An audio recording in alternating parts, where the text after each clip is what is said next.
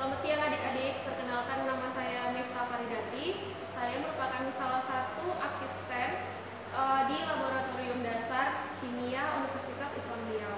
Di sini saya akan membimbing adik-adik dalam melakukan praktikum biokimia, yang mana pada hari ini kita praktikum mengenai enzim. Sebelumnya saya akan jelaskan dahulu apa saja sih tujuan kita pada hari ini dalam melakukan praktikum. Ada 3 tujuan nih yang akan kita capai. Yang pertama yaitu membandingkan pengaruh enzim terhadap protein, di mana hari ini kita akan menguji 2 jenis enzim. Yang pertama yaitu enzim bromelin yang terdapat pada buah nanas, dan juga enzim papain yang terdapat pada buah pepaya. Kemudian kita juga akan membandingkan dan mengidentifikasi kandungan pati. Pati yang kita gunakan di sini adalah pati dari singkong. Kita nanti akan mengetahui apa saja jenis dari pati dari singkong ini. Yang kira-kira nanti akan ada 2 jenis pati. Yang pertama yaitu amilosa dan juga amilopektin. Dan juga yang ketiga, kita akan mengetahui cara kerja dari enzim amilase. Sebelum kita melakukan praktikum, ada baiknya kita mengetahui dulu apa saja kira-kira bahan dan juga alat yang kita gunakan selama praktikum berlangsung. Tentunya kita membutuhkan jus buah nanas. Ini ada 2 yang sudah saya letakkan di dalam breaker glass, 60 ml 60 ml. Lalu juga ada jus buah pepaya, sama telah saya letakkan di dalam breaker glass 60 ml 60 ml. Kemudian kita juga membutuhkan singkong dan juga daging. Di sini saya sudah memotong daging menjadi 4 bagian, dipotong dadu. Kemudian kita juga membutuhkan ragi yang sudah dihaluskan, serta petri dish 2 pasang. Langsung saja kita masuk kepada tahap dari pengerjaan praktikumnya. Pada praktikum enzim ini kita akan melakukan 3 jenis uji. Yang pertama yaitu uji bromelin dengan menggunakan jus nanas, lalu uji papain dengan menggunakan jus pepaya, dan juga uji amilase dengan menggunakan singkong. Yang pertama kita lakukan dulu uji bromelin dan juga uji papain, dapat dilakukan secara bersamaan. Langkahnya yaitu yang pertama, sediakan dulu breaker glass yang sudah diisi dengan masing-masing jus, yaitu jus nanas dan juga jus pepaya 60 ml 60 ml 60 ml 60 ml. Kemudian daging yang telah dipotong dadu tadi dimasukkan ke dalam masing-masing breaker glass. Pastikan dagingnya tenggelam.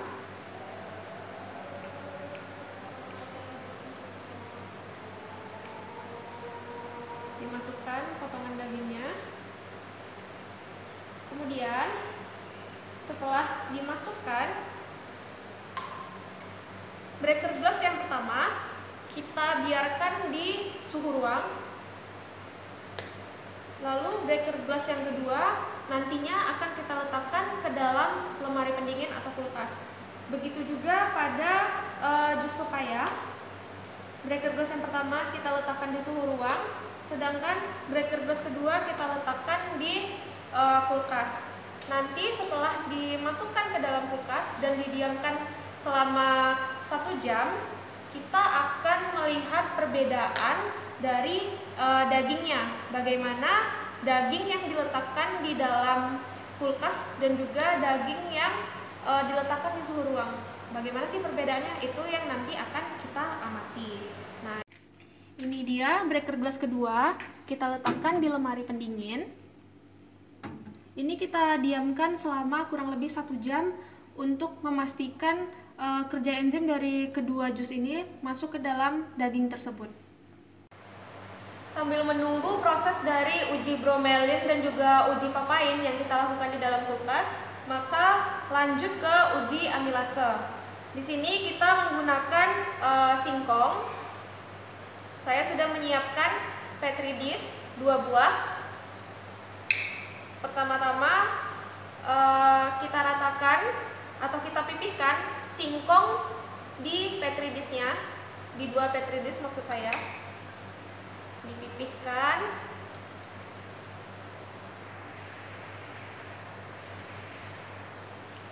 Dipipihkan sampai pipih seperti ini di kedua petri dish. Setelah pipih, selanjutnya pada petri dish pertama kita biarkan tanpa diberi ragi.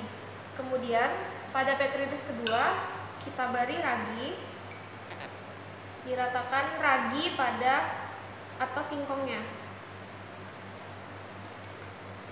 Kalau sudah, maka kedua petri dish kita tutup. Setelah ditutup, diletakkan di ruangan terbuka untuk singkong yang tanpa diberi ragi. Sementara singkong yang sudah kita beri ragi kita letakkan di ruangan yang tertutup. Di labor kami akan meletakkan petri dish ini di dalam oven, tapi tanpa menyalakan oven tersebut. Nah, ini dia petri dish yang sudah diberi ragi, maksud saya singkong yang sudah diberi ragi, kita letakkan di ruangan yang tertutup. Di sini kebetulan karena di labor ada oven, kita masukkan ke dalam oven, tapi ingat ini ovennya tidak menyala. Kemudian ditutup dan dibiarkan selama kurang lebih 1 jam. Nanti akan kita lihat perbedaannya dengan petri dish yang pertama. Setelah didiamkan selama 1 jam, ini adalah penampakan dari kedua singkong. Yang satu tidak diberi ragi, sementara yang satu kita beri ragi. Kemudian kita gunakan iodin yang telah diencerkan sebagai indikator dari amilosanya.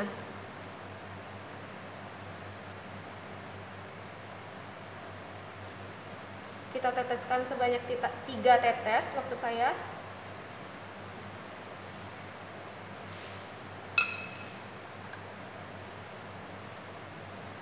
Di sini dapat kita lihat pada petri dish pertama, yaitu singkong yang tidak diberi ragi, warnanya menjadi warna biru. Sementara pada petri dish kedua yang berisi singkong yang diberi ragi, perubahan warnanya yaitu menjadi ungu atau violet. Hal ini menandakan bahwa pada petri dish kedua yang telah diberi ragi, singkong atau amilosa yang terdapat pada singkong telah terurai, yang awalnya itu amilosa menjadi amilopektin. Sementara pada petri dish pertama, amilosanya tidak terurai menjadi apa-apa atau tetap menjadi amilosa sehingga warnanya biru.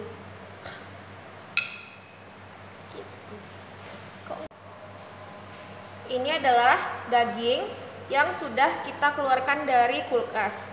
Yang di bawah itu merupakan daging yang berasal dari jus nanas atau bromelin, sedangkan yang di atas adalah yang berasal dari jus papain. Di sini ada 3 hal yang akan kita amati. Yang pertama yaitu tekstur, warna, dan juga aroma. Perbedaannya akan kita amati ke 3 hal tersebut. Dari tekstur, yang pertama kita lihat dulu dari yang bromelin. Di sini pada daging yang diletakkan di dalam kulkas itu dia teksturnya jauh lebih kenyal daripada yang diletakkan di suhu ruangan. Sementara untuk yang papain itu kedua-duanya kenyal teksturnya. Hal ini dikarenakan bromelin itu adalah enzim yang bekerja atau kerjanya itu lebih cepat pada protein yang berasal dari hewani. Sementara pada enzim papain itu dia kerjanya jauh lebih cepat apabila untuk protein yang berjenis nabati.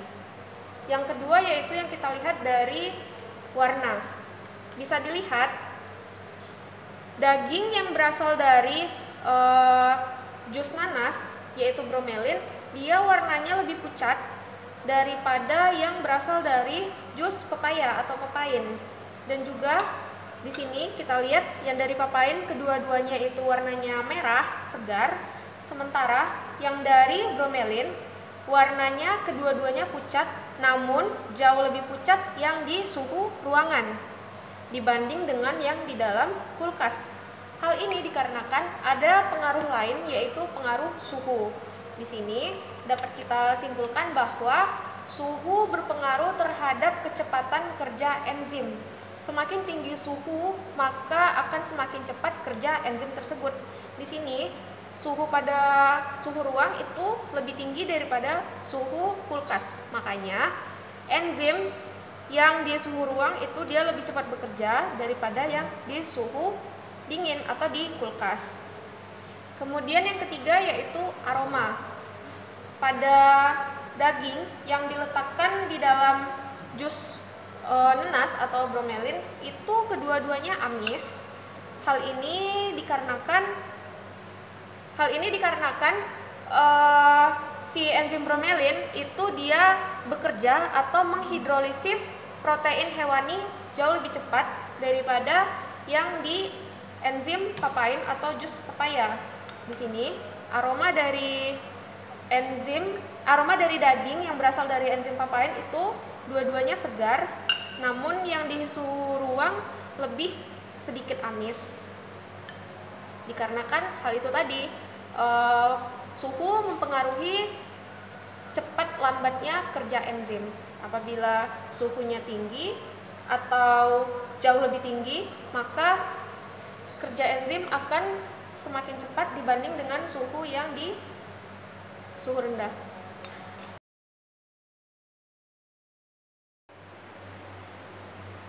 Jadi di sini saya akan menjelaskan sedikit mengenai enzim. Enzim merupakan biokatalisator yang berfungsi untuk mempercepat suatu reaksi. Di mana di sini ada dua jenis enzim. Maksud saya ada tiga jenis enzim. Yang pertama yaitu amilase maksud saya, lalu ada bromelin dan juga papain. Tadi kita lakukan perbandingan antara yang diletakkan di enzim bromelin dan juga yang diletakkan di enzim papain. Ternyata terjadi perbedaan, yang mana yang diletakkan di enzim bromelin itu kerjanya lebih cepat daripada yang diletakkan di enzim papain. Hal ini dikarenakan sifat dari kedua enzim ini, yaitu si enzim bromelin cara kerjanya itu dia lebih efektif pada protein hewani, yaitu daging yang kita gunakan hari ini. Sementara pada enzim papain itu dia lebih efektif apabila bekerja pada protein hayati atau protein yang berasal dari tumbuh-tumbuhan. Maka hal itulah yang menyebabkan daging yang diletakkan pada enzim bromelin itu dia lebih bereaksi daripada yang diletakkan pada enzim papain. Selain hal tersebut, ada faktor lain yang mempengaruhi, yaitu faktor suhu. Ternyata setelah kita lakukan uji coba, enzim itu jauh lebih cepat bekerja pada suhu tinggi dibanding dengan suhu yang lebih rendah. Yang mana pada suhu tinggi di sini kita menggunakan suhu ruang, sementara pada suhu rendah diletakkan pada kulkas. Dan juga kita melakukan uji amilase. Kesimpulannya adalah terdapat dua jenis, yaitu amilosa dan juga amilopektin. Apabila dia amilopektin, dia akan berubah menjadi ungu ketika diteteskan dengan iodin. Sementara apabila dia amilosa, dia akan